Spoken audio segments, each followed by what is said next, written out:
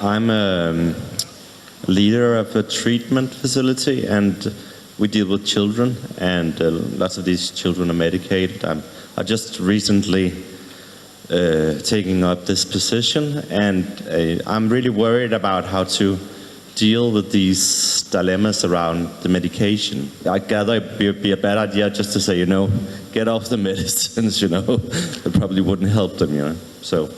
Well, a lot of these people who refuse to come here, leading Danish psychiatrists, they should somehow taste a little of their own medicine, forced treatment, which in this case means to see the video. Ooh, yes. I don't think there's any more profound question out there right now. If you're medicating, even 3% is a lot. We're getting close to 15% of our kids are being medicated. The stimulants in some ways, I think, have the best profile of different classes of drugs in terms of kids. If you look at SSRIs, in terms of, they're not even really effective over the short term in youth. And the data around antipsychotics in kids is really, really problematic. One of the most moving experiences I had while reporting Anatomy of an Epidemic, I went to this place in California, near Oakland, which worked with the worst kids. By the worst kids, it's supposedly the most severely ill kids. They were designated as level 12++. So level 12 was the most severely ill kids. ++ meant no hospital wanted them, no foster care. They could not go anywhere. This was the last step. That residential facility was run by an extraordinary man named Tony Stanton, a psychiatrist. And since 1987, he had been taking all the kids arriving there off medication. And he did so with this thought. One, if they're level 12++, obviously it's not working. So we need to try something different. That was his first thought. His second thought, he says this: I don't ask what's wrong with the kid, I ask what's happened to the child. And he would spend like 12 hours, 15 hours building a life story of that child. And every child generally had a horrible life story. I mean, these were like, impoverished kids, abused kids, etc. And I spent a couple days there, and I asked the staff, I said, well, what are they like when they come in? These are heavily medicated kids. Well, they can't even keep their head off the table. That's how heavily medicated they are. And I said, well, what happens when you take them off the meds? I said, for a while, well, the first thing, they all said the exact same thing. What do you think every staff member said about the change in behavior in the kids? They all had one line: they come alive again. That's what I heard over and over again. They came alive again. In terms of behavior, there was there was a lot of difficult behavior, especially initially.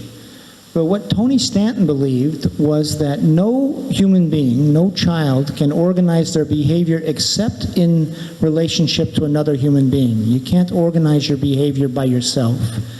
So what he believed is they needed mentors and people they wanted to impress. So he had a lot of young, hip staff members, like who were 18, or really more like 20, 21, 22.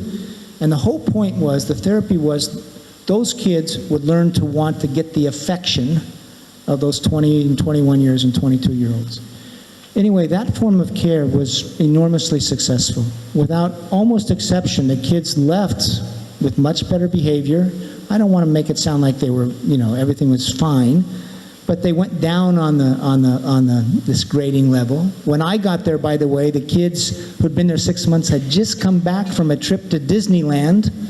So, to my mind, that was an example of a societal response where they really were putting some time and effort into those kids.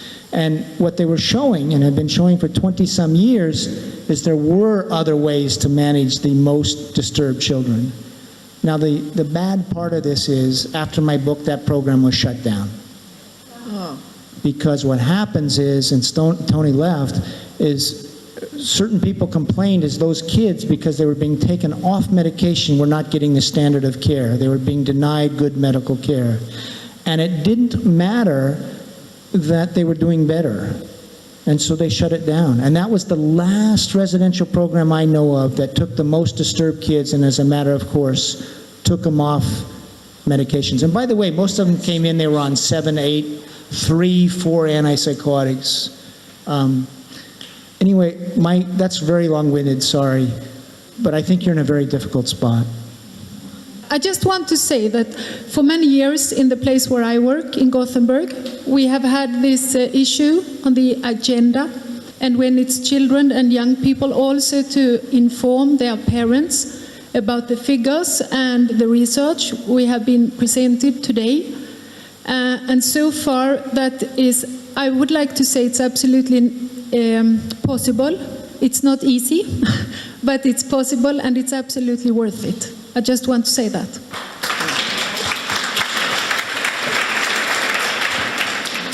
It's obvious that when you are coming to a place like this and you meet some kind of 100 saved souls already, it's easy for us to appreciate what you're saying. And the problem is when Peter is coming to a place and he's not a psychiatrist, so he doesn't get really appreciated from the psychiatrist. The way you are performing and telling about your facts, it's very much, which I really appreciate, the facts about the pharmacology. And this is research that you are talking about is the research about the brain and so on. Do you ever think, because I know that you're very happy about the Lapland model, do you think that the things that are happening to people who doesn't take medication anymore, what is the alternative to the medication? I mean, we work in lots of people here with therapy, and like Christian has said, and Gothenburg as well. But I think we need research also what's happening to the other part, the psychosocial treatment. In my opinion, there's been an absolute dearth of research in terms of how best to get off medications. One of the points is so often these are just studies where they withdraw it, but they don't provide other support. So there's really no information on like what other types of things might help people, the timing of how slow, how fast. You can go on the internet and there's user groups that are sharing a lot of information about how they did it, and they'll talk about yoga, diet, exercise. They'll also talk about the need for social support, because often withdrawal is very difficult.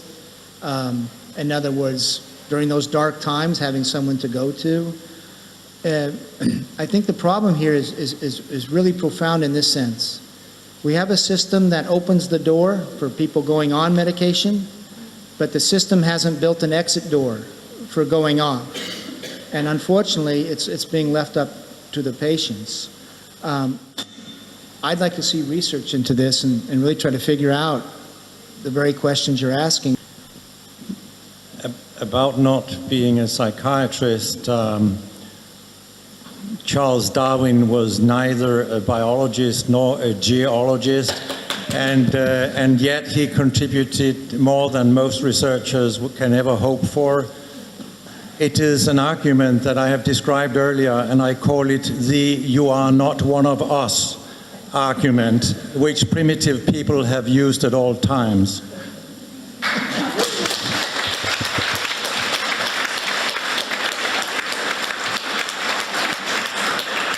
My work for the last 5 years has been supporting people trying to taper off drugs. What we can see is that a lot of people in different institutions get a huge amount of medication with serious interactions, side effects and everything. And there is good evidence that tapering off these drugs will improve overall conditions for people living in different kinds of institutions. When you talk about long-term damage to the brain, do you have any idea about how many years or how long time do you have to take medication for it to be irreversible damage? And I'd also like to emphasize that it's very important to give an alternative, because I think the problem is that it's very cheap to give people drugs. And the alternative is psychotherapy, for instance, or like in Finland, to work with the network around the people, and it takes a lot more time and a lot more money.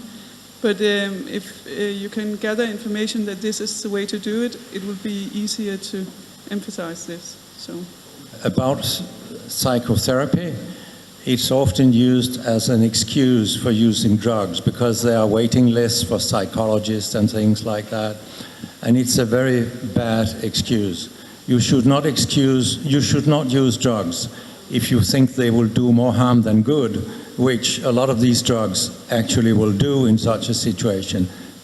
Second, it's not even an excuse. There are many studies that have compared professional psychotherapists with amateurs, lay people, and they have shown very disturbingly to the professionals that ordinary people can have, or actually they get equally good results as people with a psychotherapeutic education. Yes. All it takes is to have an interest in fellow human beings and listen to them and take them seriously and be warm and loving and have some empathy, and you can produce remarkable results.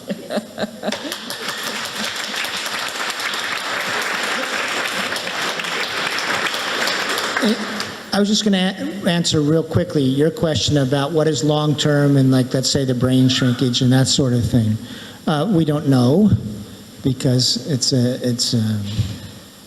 again, it shows the lack of research into this.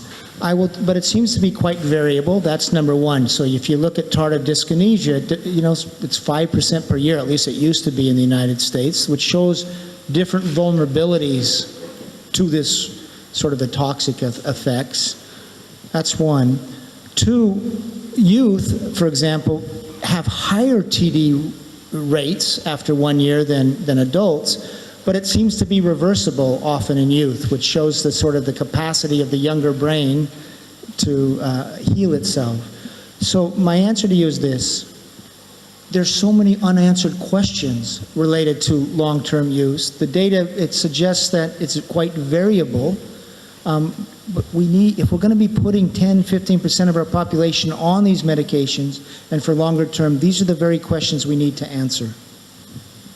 My name is Susanne. I am also a politician, and I'm also a member of the psychiatry committee. I'm speaking also as a representative of a former use of the system, and having been drugged and drugged and drugged myself. Society as it is today is heavily controlling people's behaviors and is having a norm of what is normal behavior. So people who do not act according to what is considered normal behavior are punished or treated. So one thing is the terror of showing emotions in society. It's considered a disease instead of a healing factor. The other thing is that you should not be seen as a case. You should be seen as a complete human being, and this is where the peer comes into place. If you are both seen as someone who can give and needs attention, then you are not put in a position either of the giver or the taker, but you are seen as a full human being. And I have been teaching and using methods like this for many years and with good results, and I have been off drugs for more than 30 years. I've never missed them.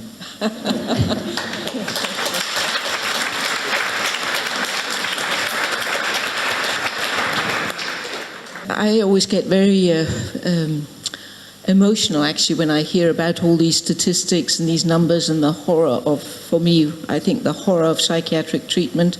I myself have been given up schizophrenic on maximum dosage, and I've been left dribbling in the corner for 10 years.